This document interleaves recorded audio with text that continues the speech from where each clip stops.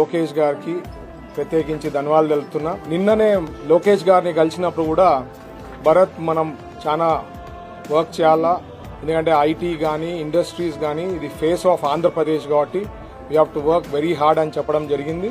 నేను ఒకటి చెప్పేది, ఏది మాయాబజార్ కాదు, బట్ 100 times ప్రీవియస్ గవర్నమెంట్ కన్నా 100 times అయితే బెటర్ చేయగలుగుతాం అయితే మాత్రం హామీ ఇవ్వడం జరుగుతోంది.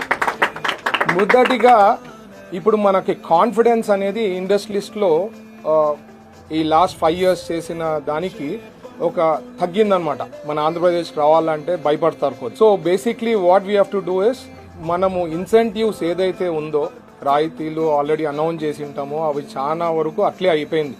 ఇన్సెంటివ్స్ అనౌన్స్ అయినాయి, వాళ్ళకు వచ్చినాయి, ప్రాసెస్ అయిపోయింది, బట్ ఏవి కూడా వాళ్ళకి అందడం అనేది కాలేదన్నమాట. సో ఈ ఇన్సెంటివ్స్ అనేది చంద్రబాబు గారితో ఫాలోఅప్ చేసి ఖచ్చితంగా వీలైనంత త్వరలో మనం అది వాళ్ళకి రిలీజ్ చేస్తే ఒక కాన్ఫిడెన్స్ అనేది వస్తుంది. సో మనము వాళ్ళకి వర్కౌట్ చేసి ఏ ఏ డిస్ట్రిక్ట్స్లో ఆ రా మెటీరియల్ సోర్సెస్ అనుకోండి, న్యాచురల్ ఏమున్నాయి అక్కడ డెవలప్ చేస్తూ, అంటే ఓవరాల్ గ్రోత్ ఇవ్వాలి, ఒక ప్లేస్ అనేది కాకుండా స్టేట్ వైడ్. ఎందుకంటే చంద్రబాబు గారు ఉద్దేశం కూడా అదే అనమాట, స్టేట్ వైడ్ గ్రోత్ అనేది ఇవ్వాలా. అలాగే మనకి గుజరాత్లో వచ్చి గిఫ్ట్ సిటీ అనేది ఉంటుంది, మీకు ఐడియా ఉంది.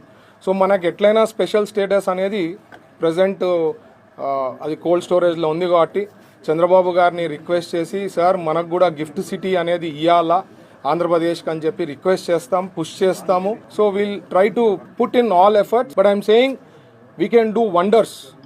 మనకి ప్రాపర్ సిస్టమ్ ఫాలో అవుతూ వాళ్ళకు ఒక ఫ్రెండ్లీ అట్మాస్ఫియర్ క్రియేట్ చేయగలిగితే మాత్రం ఫెంటాస్టిక్గా we can bring lot of industries to Andhra Pradesh. అలాగే లాస్ట్ థింగ్, మనకి కర్నూలులో కూడా ఇండస్ట్రియల్ జోన్ ఉంది.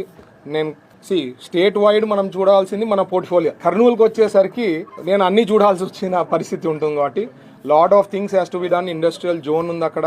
ఏదైతే నేను సూపర్ 6 హామీలు ఇవ్వడం జరిగినాయో అవి గ్యారంటీ పుష్ చేస్తాం. ఆల్రెడీ హైకోర్టు బెంచ్ అనేది సార్ కూడా మనకి పతికొండకు వచ్చినప్పుడు హైకోర్టు బెంచ్ కూడా ఏర్పాటు చేస్తానని ఆల్రెడీ కమిట్ చేశారు. అండ్ కర్నూలు వాళ్ళకి ఈ మధ్య నేను ఏదో పేపర్ చూసిన, కొంతమంది అంటే ఇవన్నీ వెళ్ళిపోతాయి, కర్నూలులో వచ్చిన ఆఫీసర్స్ అన్ని వచ్చినాయి, ఎక్కడికి పోదు. నిన్న లోకేష్ గారితో కూడా అష్యూరెన్స్ తీసుకుని ఎక్కడికి ఏమి